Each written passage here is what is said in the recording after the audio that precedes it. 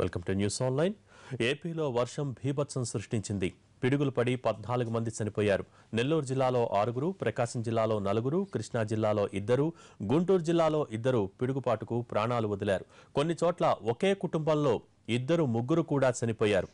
ప్రకాశం జిల్లా మార్కాపురం మండలం గానుగపెంటలో పిడుగు అత్తాకోడళ్లను బలి తీసుకుంది.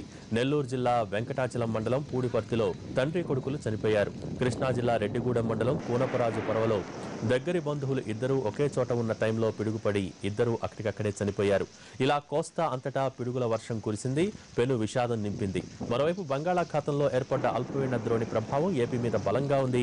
రాష్ట్రమంతటా భారీగా వర్షాలు కురుస్తున్నాయి. ఈ ప్రభావం రేపు కూడా ఉంటుందని ప్రకటించింది వాతావరణ శాఖ. ఇన్నాళ్లు చుక్క నీరు లేక అల్లాడిపోయిన రైతులకు ఈ వర్షం ఉపశమనం కలిగించింది. ఖరీఫ్లో కనీసం మెట్ట పంటలైనా వేసుకోవచ్చన్న ఆనందంలో ఉన్నారు రైతులు.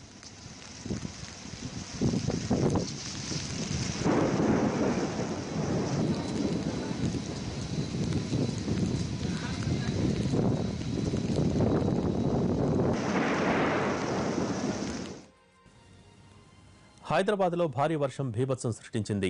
కురిసింది 2 గంటలే అయినా కుంభవృష్టిని తలపించింది. సిటీలో ఒకవైపు మొత్తం మునిగిపోయింది.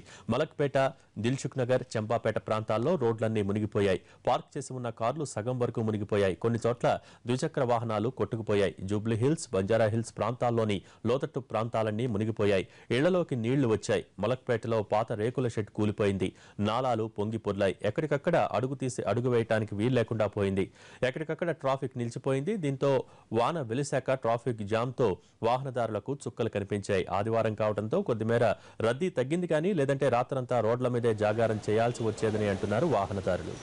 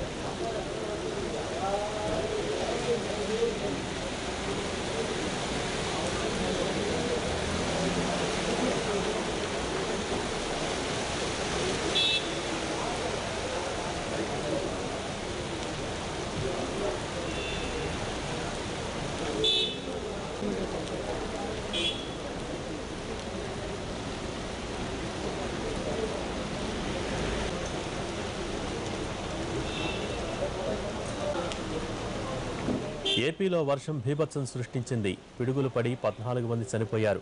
నెల్లూరు జిల్లాలో 6, ప్రకాశం జిల్లాలో 4, కృష్ణా జిల్లాలో 2, గుంటూరు జిల్లాలో 2 పిడుగుపాటుకు ప్రాణాలు వదిలారు. కొన్ని చోట్ల ఒకే కుటుంబంలో 2, 3 కూడా చనిపోయారు.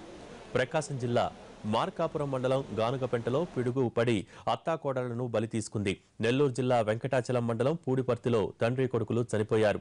కృష్ణా జిల్లా రెడ్డిగూడెం మండలం కూనపరాజు పరవలో దగ్గరి బంధువులు 2 ఒకే చోట ఉన్న టైంలో పిడుగుపడి 2 అక్కడికక్కడే చనిపోయారు. ఇలా కోస్తా అంతటా పిడుగుల వర్షం కురిసింది.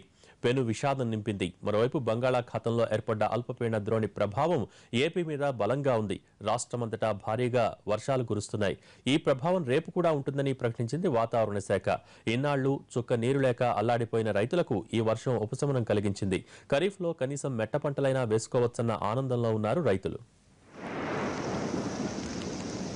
హైదరాబాద్లో భారీ వర్షం భీభత్సం సృష్టించింది. కురిసింది 2 గంటలే అయినా కుంభవృష్టిని తలపించింది. సిటీలో ఒకవైపు మొత్తం మునిగిపోయింది. మలక్పేట, దిల్సుఖ్ నగర్, చంపాపేట ప్రాంతాల్లో రోడ్లన్నీ మునిగిపోయాయి. పార్క్ చేసి ఉన్న కార్లు సగం వరకు మునిగిపోయాయి. కొన్ని చోట్ల ద్విచక్ర వాహనాలు కొట్టుకుపోయాయి. జూబ్లీ హిల్స్, బంజారా హిల్స్ ప్రాంతాల్లోని లోతట్టు ప్రాంతాలన్నీ మునిగిపోయాయి. ఇళ్లలోకి నీళ్లు వచ్చాయి. మలక్పేటలో పాత రేకుల షెడ్ కూలిపోయింది. నాలాలు పొంగి పొర్లాయి. ఎక్కడికక్కడ అడుగు తీసి అడుగు వేయటానికి వీలు లేకుండా పోయింది. ట్రాఫిక్ నిలిచిపోయింది. దీంతో వాన వెలిశాక ట్రాఫిక్ జామ్తో వాహనదారులకు చుక్కలు కనిపించాయి.